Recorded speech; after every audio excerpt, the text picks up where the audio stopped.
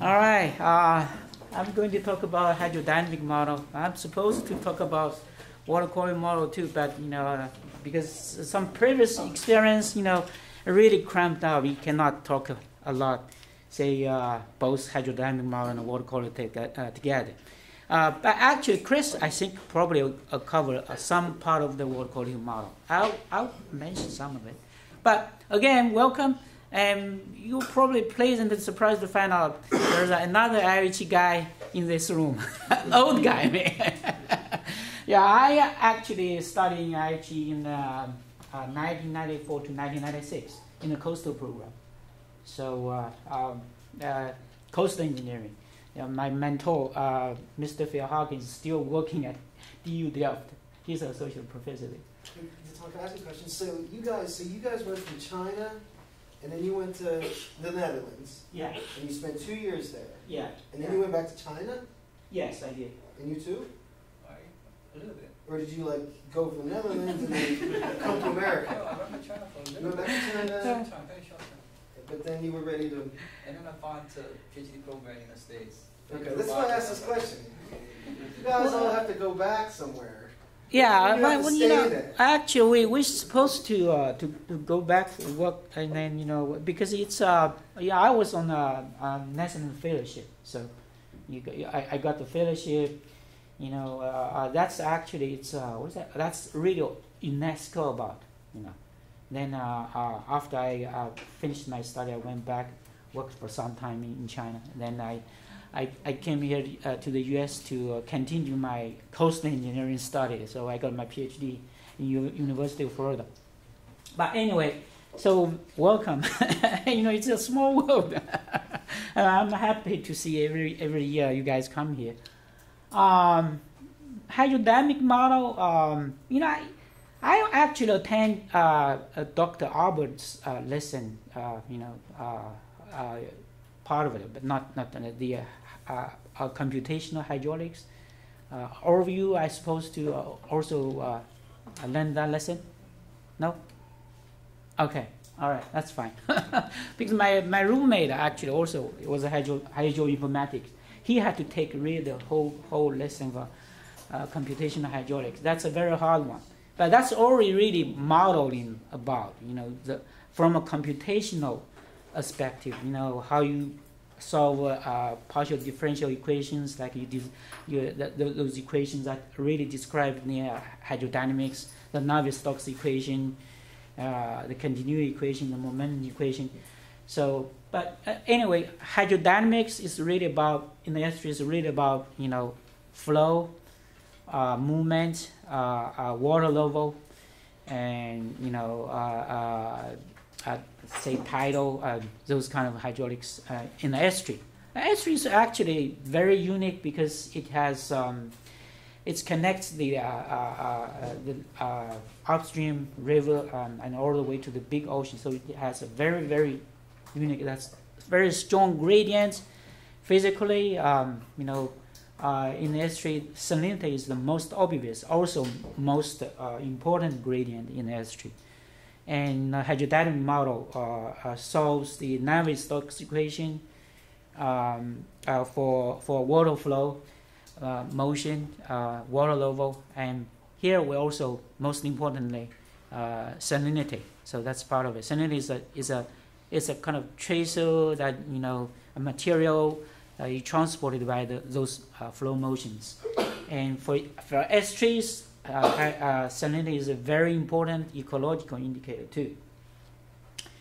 So, I'm actually, the purpose here really is, I'll give you guys an example how we in water management we use this kind of model, apply this model for management purpose, or sometimes a regulatory purpose. So my topic is really about the use the hydrodynamic model to model the impact of physical alterations. You guys have any idea what's a physical alteration? Actually, physical alteration is it's the very well-known ones for estuaries happened in the Netherlands and the United States too. So the two most well-known ones is the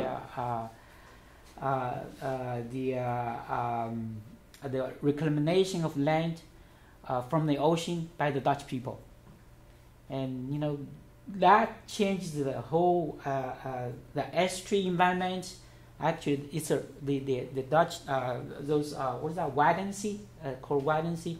That used to be part of the Rhine estuary, but the Dutch people, through hundreds of years, using windmills to pump the water, to drain the water, and reclaim the land for agricultural purpose. But through that process, intentionally, deliberately, they changed the estuary environment of the wetland into a freshwater lake. So that's one kind of physical alteration, very, very well known. The other very well known physical alteration happens in the Mississippi state, Mississippi. That's estuary at the mouth.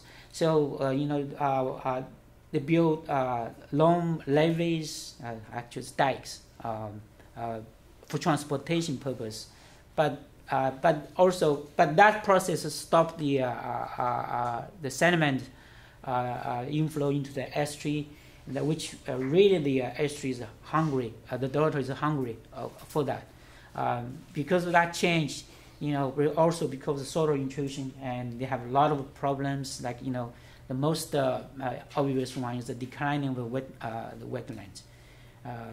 So those are the two examples. But in general, the physical relation is what's change happens, you know, including, you know, the drainage of the wetlands, the filling in or drain of the wetlands. Also, the construction of navigation canals in the estuary. Also, the changes happens that in the upstream, like, you know, the construction of a dam, or construction of a log, and also what changes made that in the downstream, like, you know, opening of the inlet, that you change your environment from fresh water into estuary environment. So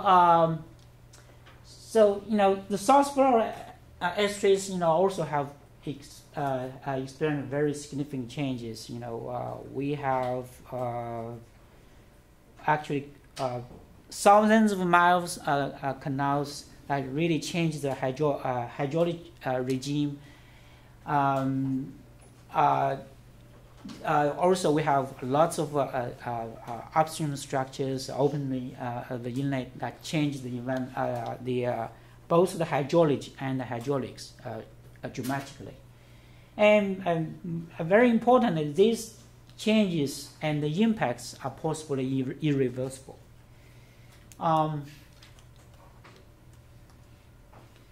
So why we do this, why we study this, why we study physical alteration and try to model it. Part of it is because our Caloosahatchee River estuary minimum flow and level study. So again, I introduced a new term. Probably you guys probably don't know what's a minimum flow update. The minimum flow is the freshwater amount that required by estuary, that minimum required. Okay, at the minimum flow that can prevent a harm of the significant harm that happens in the estuary. And because the estuary really, you need some fresh water, otherwise your habitat will be impacted and will adversely impact. So that's what this study is about.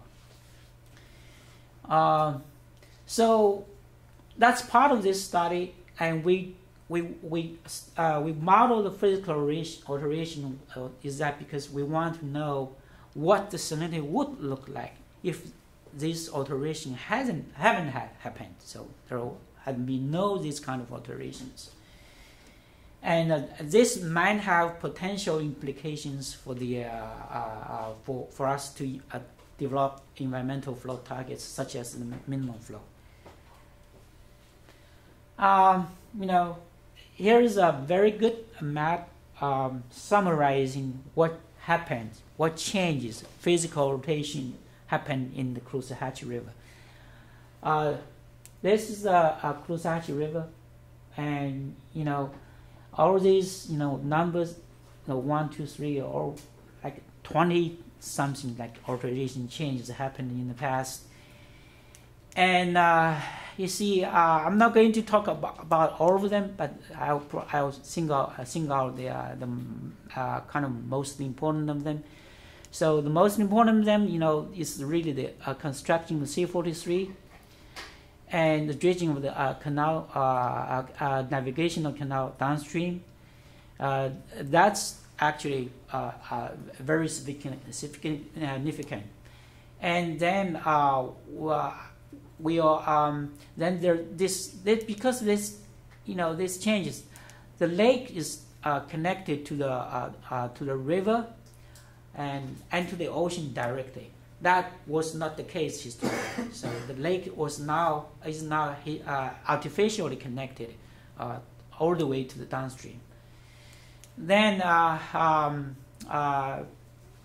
we have actually Chris already showed you the Senegal Causeway, and that's here. That has impact too. So that's one of the physical alteration that we did the model.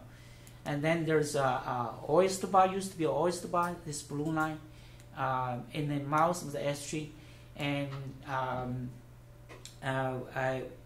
we used the model, hydrobaric model, to see what impact this has for salinity inside the estuary.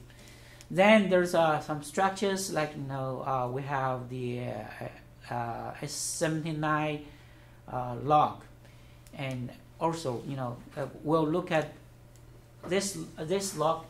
The building of this log and dam is really to prevent the soil intrusion in this part, and we'll look at that, use the model to see what impact it has on salinity. So, I already talked about our objective of this study is to try to quantitatively evaluate the physical alterations on soil intrusion in the estuary, and also we would try to identify, because I already showed you there are so many alterations. Which one is primarily responsible for salinity changes? In the past, people, these impacts of these physical alterations are well known qualitatively, but to quantitatively study this way, use a model, and you got numbers specifically, that's not very often seen in the literature. So that's kind of unique for our study here.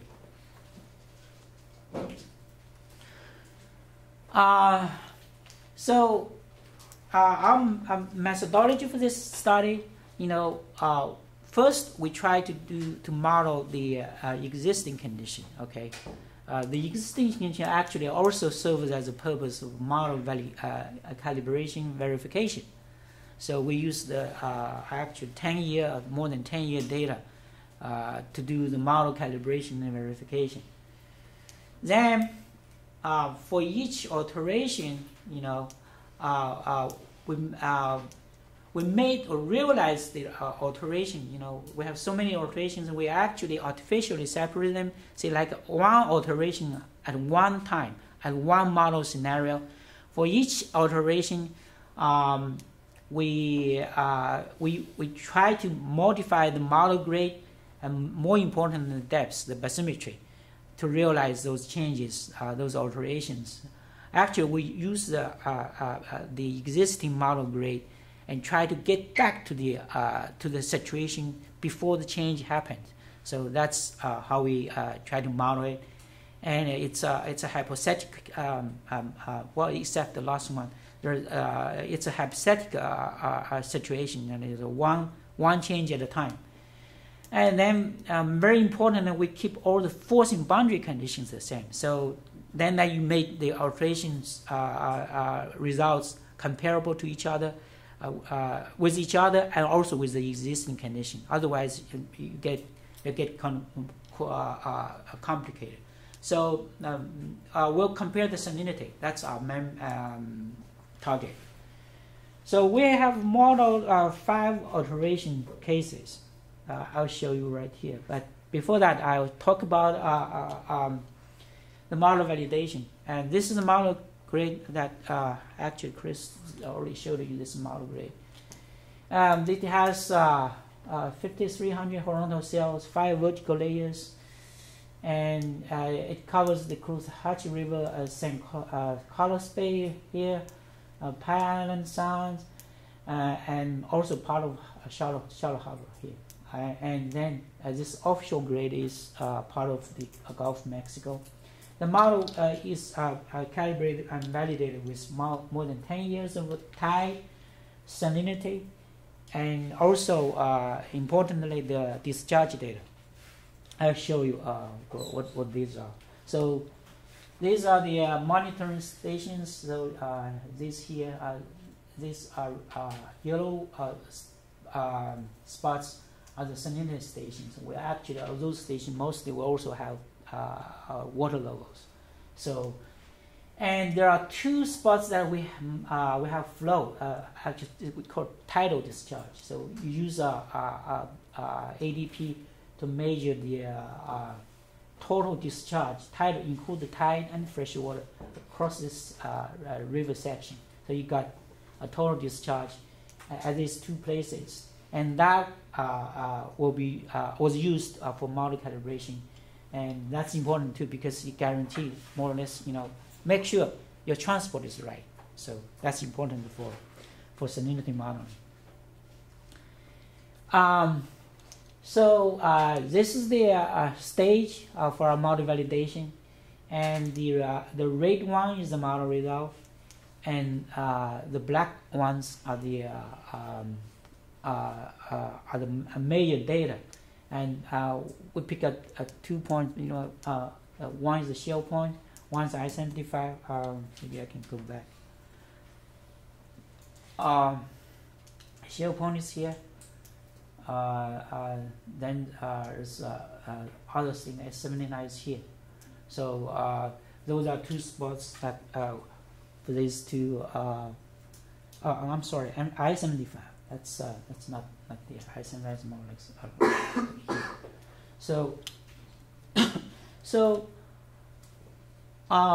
so we have pretty good model results for this stage, and so this is the model discharge, included the tidal discharge, and at the 2 spots, one's the shell point and the one's marker 52 that I just showed you, and the model is the red one again, and the major one is the blue one, and the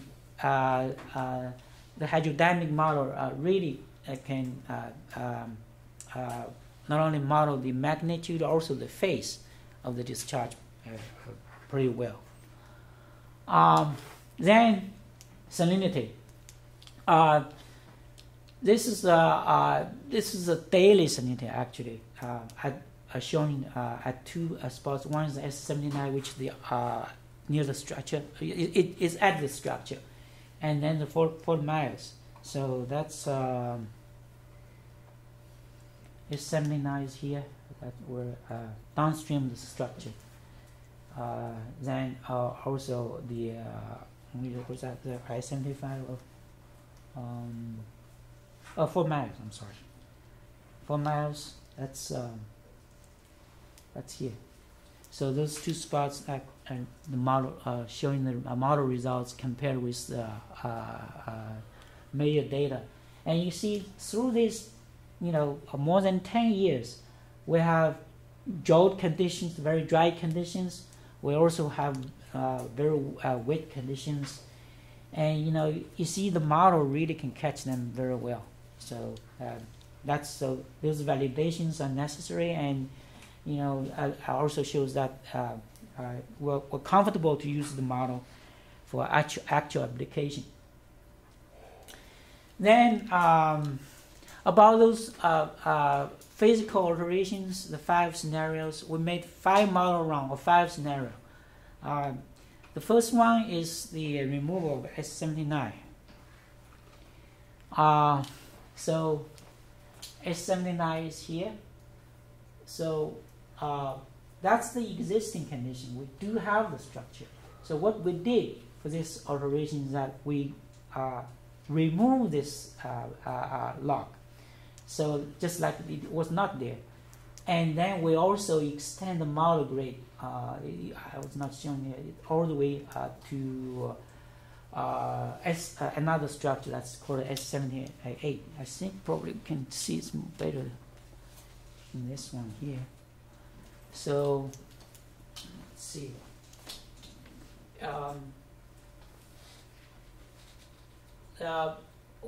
It was here that S79. So we remove this bridge and then we extend the model grade to X78 somewhere here. So that, you know, then that's the only change we have. We had, and then everything else is really the same as the existing condition. We run the model, then we see what happens to salinity. And but I have to say, you know, also because the upstream boundary, you know, flow conditions at we apply the flow at the upstream originally as S79. Now we have the upstream as S78. So we use the major flow as S78, but also we also distribute the difference between S79 and S78 in this part of the river, so that but the total flow that into the S3 is the same. Then the second. Let's see the second scenario. The second scenario is the removal of the Senegal causeway, which is here. What we really did, you know, because of this causeway, so in the model grade, I will not show that this in the model cells, it's dry for existing condition to reprint the causeway and the bridge.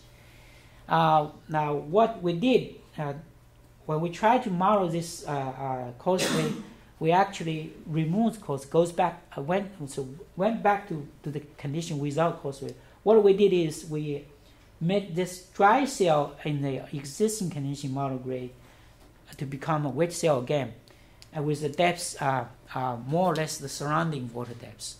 You guys understand what we did? You know. So it was the dry cells, you know, if I go back to the model cells. So it's, let's see, where is it? It was, you know, it was dry cells here, and we made it because the causeway and the bridge, you know, but mainly it's the causeway, not really the bridge. It was it should be dry cell, means land. Dry cell means land, and we changed the land cell into the wet cell, so it had water depths, so to reprint the old condition. That's the only change for this scenario. Then we rerun the model and see what happens to salinity.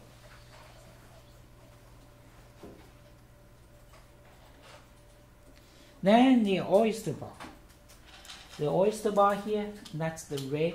You know, see at the red. So what we did, you know, because in the existing condition, the oyster bar is not here anymore.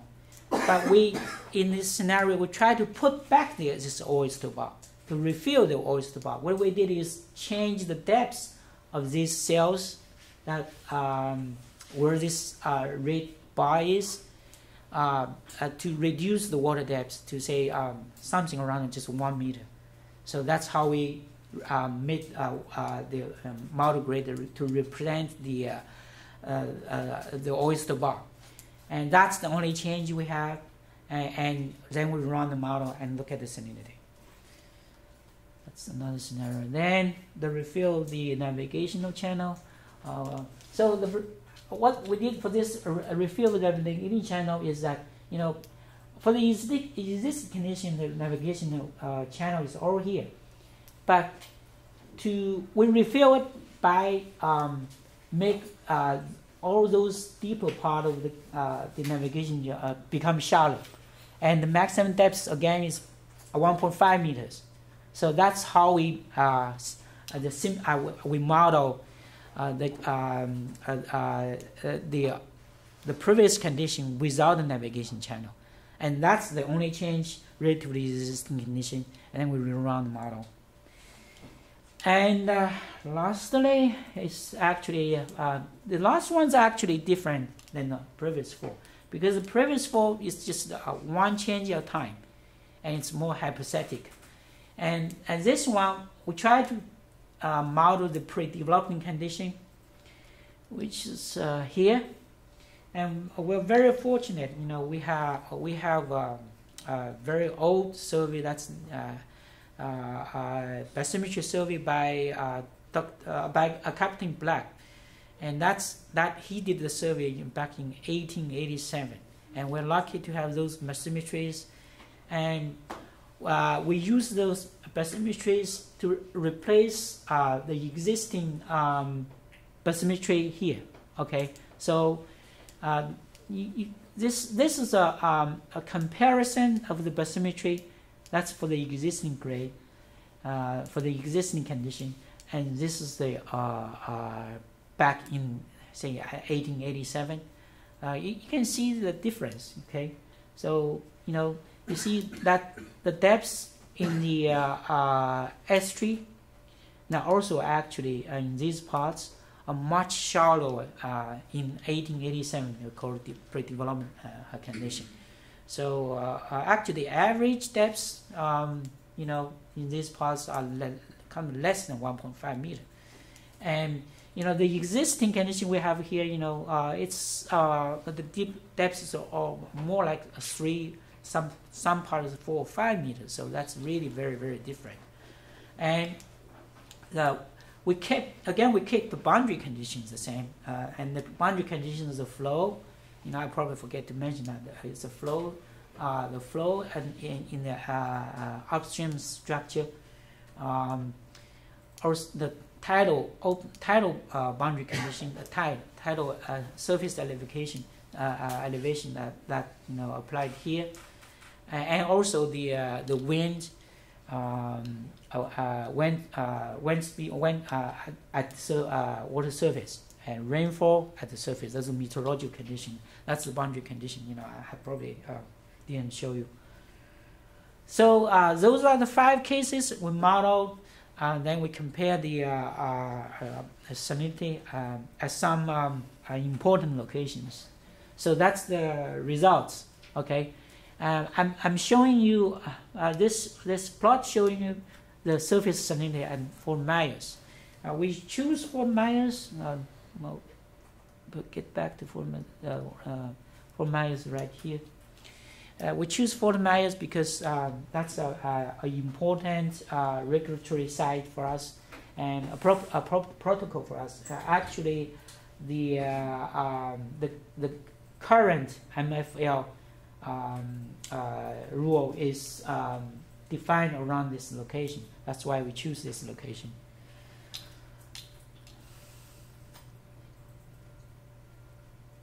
And you see, we have 6 models, including the existing condition. 6 model results. You know, for the 5 cases of physical radiation compared with the existing condition. And you can see the two really that really most different that from the existing condition. That's the red one, is this one. That's the channel refill.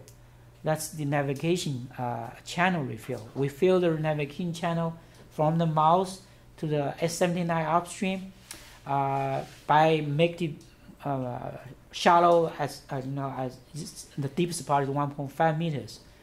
So then the more dramatic one is this pre-development condition that we use the Captain Black's survey and use the depths that are in the survey to replace the existing bathymetry. And you can see that the salinity is very different from the existing condition. But the other ones, like the removal of causeway, the oyster bar, even the removal of the S79 structure, haven't made that much significant changes compared to the existing condition. And here is the another one, probably beta plots that showing quantitatively the differences. Again, this is for Fort Myers and this is for surface salinity. And we choose 5 dry years. Those are 2001, 2007, 2008, 2011, where the salinity is highest, especially during the dry season in May. So we choose this is a monthly salinity in May, and we choose the that this shows the difference between these physical alterations and the existing condition. And the negative one means the salinity has decreased. Okay, or salinity moves lower than the existing condition. And the positive one is salinity higher than existing condition. And you see this is S79 removal, and this is the causeway removal, and this is the oyster bar. They have some local impacts, but they are not really that significant changes related to those two situations where you have the channel refill and pre-development. You see for the pre-development case, compare with the existing condition, on a monthly basis you have as much as 15 ppt salinity reduction or decrease in the pre-development condition cases. That's really very significant. That shows you you get an idea. So because that's try to say using if it's the same freshwater amount released to the estuary and same weather condition and same tidal boundary, if this is in the pre-development, so no change has happened, then the salinity in the estuary would be 15 ppt lower. That's really important and very dramatic. Yes, go ahead. I think I don't really understand why it's lower, because you said the water depth was more shallow, right? Yeah, more shallow. If you get more fresh water in now, shouldn't it be have been higher? It's so the freshwater amount is the same, but when you get to the old condition or the pre-developed condition, the water depth is much shallower, and your salinity is actually also decrease a lot. So soil intrusion. the inflow is the same for Yeah, the inflow is the same. Yeah. But I'll explain. I know that's the right question right here. So why? But it's really theoretically is well known. So if you have in soil intrusion, so if you have if you deepen your navigation channel, your soil intrusion increases. That's a simple explanation, a very well-known situation that applies almost everywhere. So that's theoretical analysis. So this is theoretical analysis really about soil intrusion. Okay, so this A is the cross-sectional area of an estuary, and for estuary, usually you can take a funnel shape, and it's that means really you have very wide cross-section at the mouth, then you decrease the cross-section exponentially when you're going upstream. So that's what it is describing about. So this A0 is the cross-sectional area at the mouth, and X is the location, the distance from the mouth, and this L is a characteristic length of the estuary, and so that describes the change of cross section, decreasing the cross section from the mouth upstream. Then you made this assumption. That actually, you have also a lot of other assumptions, which I will not go to details here. Oh, actually, I have to tell you. The IHE, one IHE PhD student, at the time I was there, I think he already graduated, but he left his dissertation for us to study, and that's about solar intrusion. And actually, this is more or less what his work. So, but at least very similar to his work. So, and he has a book about solar intrusion, and he has all the theory there. Okay, and he also has some numerical examples, theoretical examples to try to explain, what happens to solar intrusion. Actually, he has a quick assessment of solar intrusion. Right? That's what his topic. If not exactly, but more or less like that. So then you do assumption. You use tidal averaged model equation. So it's not the instantaneous Navier-Stokes equation. It's a tidal average. You average the momentum and continuity equation over the tidal period. Then you got what we call a tidal averaged solar intrusion equation. Then you also make assumption like that. Also, you also make other, no details here, other assumptions. Then you come up with a solar intrusion length. So the maximum intrusion length is equals, here at D, that's a mixing coefficient. That is a mixing actually at the mouth, and then this cross-section area at the mouth, and this K is a constant, and then the Q is the freshwater discharge. And this mixing coefficient is proportional to U0, H0. H0 is the water depth. Then U0 is the amplitude of tidal velocity at the mouth. See, if you plug this thing into this, and also, we all know that the cross-sectional area is actually the width of the estuary and the depth of the estuary at the mouth. So you got, the power. If you plug this into this equation, you got that, the solar intrusion length is proportional to H0 to the power. Okay. So that means, when your depth increases, your solar intrusion length, solar intrusion length, I probably forget to explain that. Say, let's go back to, so say the solar intrusion length means that the maximum, the solar, goes up and to the length from the mouth to say wherever it stops, the length of that the maximum length, the solar can be transported. Okay, so that's the solar intrusion length. So this length is proportional to the square of the water depth. So that shows you how important the water depth is. So in the existing condition, we have water depth something like 3 meters, 4 meters, 5 meters. But for the pre-development condition, the water depth is something like 1.5 meter.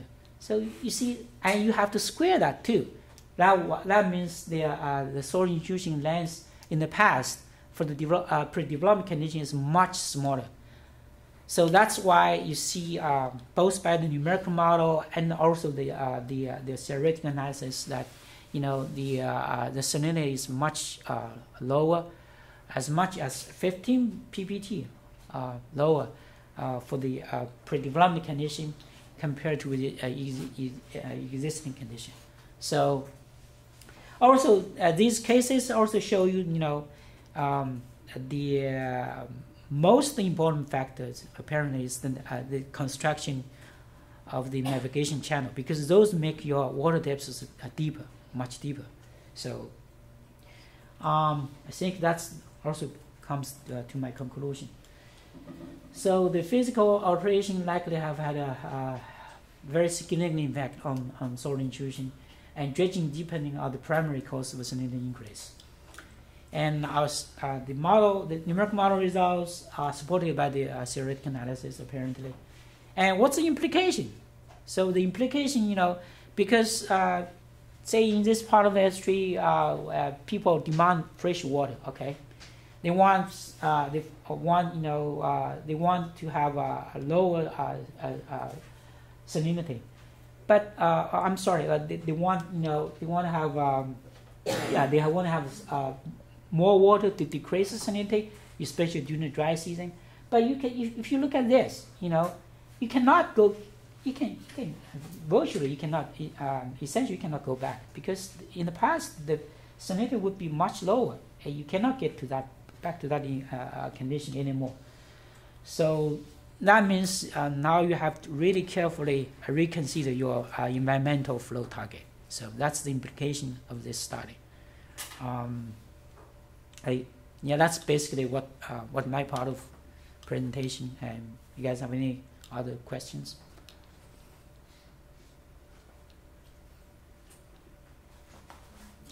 Yes, please. So, do you use that model that you built to set a certain water depth that you want at the mouth of the estuary, and then put that into what your colleague said, and then he has to kind of define how the reservoirs, thank you, have to operate? Oh, that's a good question.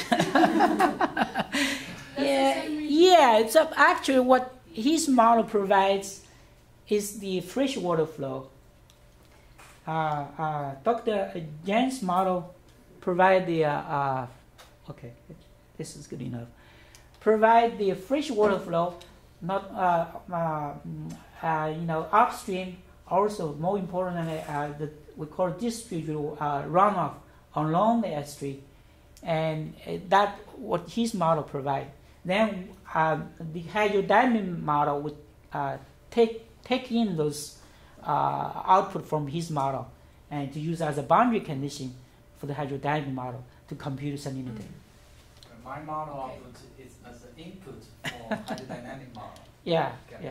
So that's. Yeah, but I thought like the goal is to have a certain salinity in the estuary. So why don't you do it the other way, kind of around to? Very good question. Very good question. We do have that kind of interaction. Yeah. For example, if we it's not easy. actually, for example, in the very beginning, in my presentation, there's a flow distribution, target flow distribution. Actually, it's from this two guys provided to me. See, you asked a very good question. Actually, it's very important for water management.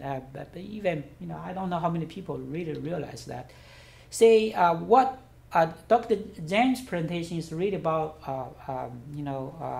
flow target. But where does his flow target come from?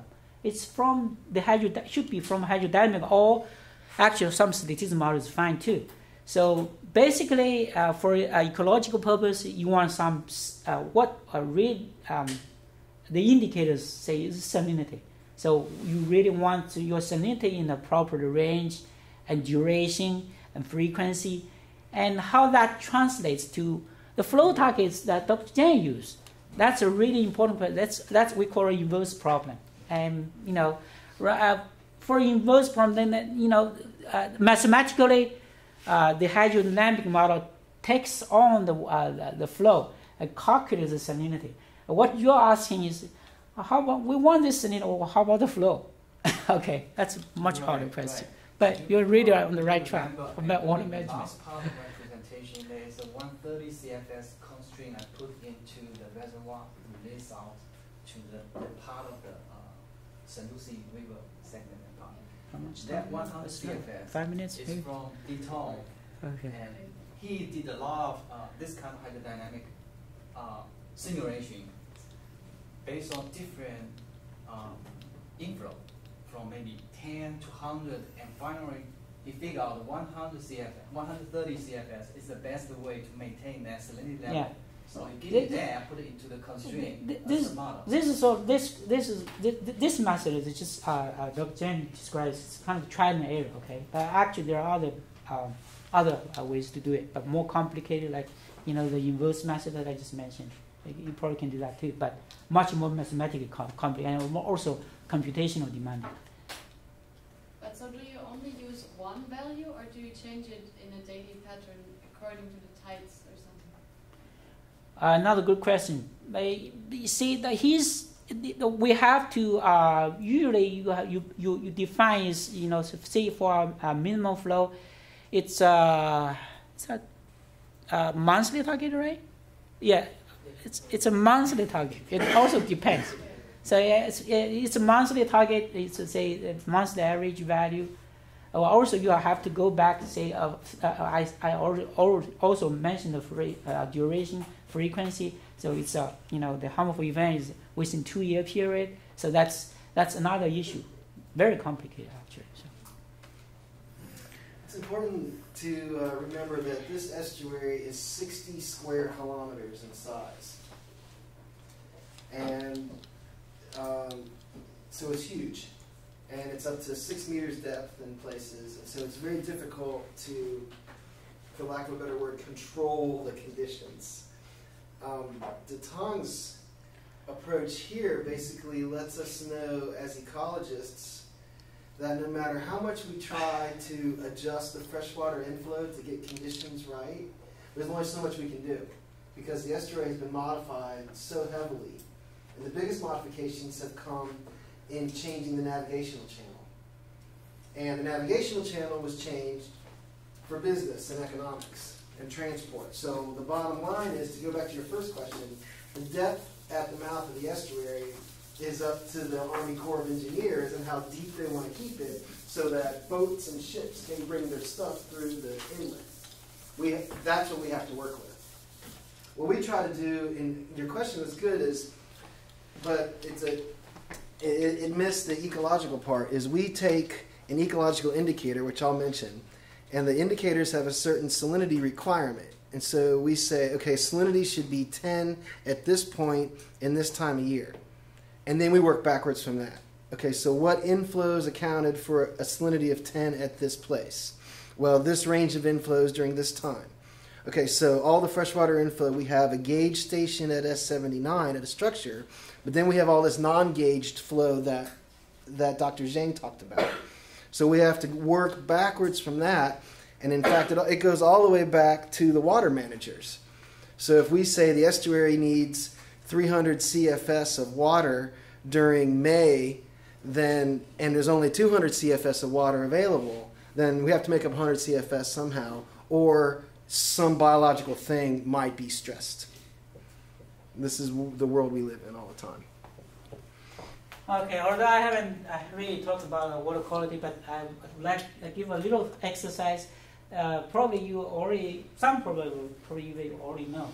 And this is a reservoir with a volume V, okay, and with an initial pollutant concentration of C0, okay, and then it comes in with clean water, okay, no pollutants, with a flow rate of Q, and it comes out, goes out. And my question for this little exercise is, what is the evolution of the concentration with time? This exercise is simple, but it also has a very important concept that's called the resistance time. Maybe some of you already can come up with, but this is the last one. That's the small exercise for you. Yeah, and the magic number here is always e to the negative 1. What is that number? E to the negative 1 is 0.37.